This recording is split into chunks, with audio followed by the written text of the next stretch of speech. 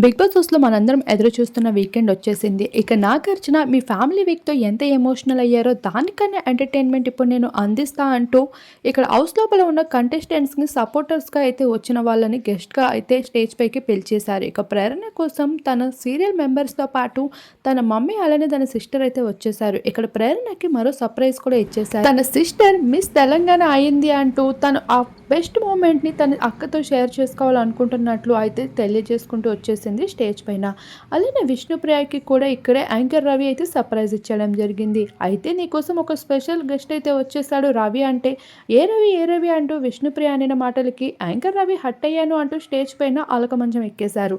ఇక రోహిణి కోసం ఏకంగా మనందరికీ తెలిసిన శివాజీ వచ్చేయడమే కాదు, "ఏంటమ్మా గౌతమ్ వెంట పడుతున్నావు? గౌతమ్ ఏమో యష్మి వెంట పడుతున్నాడు" అక్క అన్నా కదా అన్నా అంటే, "అక్క అని వర్కౌట్ కాకపోయిన తర్వాత అన్నావమ్మా" అంటే ఇక యశ్విని నిఖిల్ అయితే నవ్వుల వర్షం కురిపించేశారు.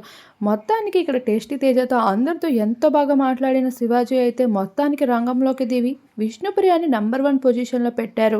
"నువ్వు విన్ అవ్వాల్సిందే, నీలో విన్నింగ్ మెటీరియల్స్ అన్నీ ఉన్నాయి, నువ్వు మంచిగా ఆడుతున్నావు, ఇంకా బాగా ఆడు, ఆ ప్రేమ దోమ అనేది పక్కన పెట్టి ఆడితే నీకన్నా తోపెవడు ఉండడు" అంటూ శివాజీ మంచి బూస్టప్ ఇస్తూ కనిపించేశారు విష్ణుప్రియకి.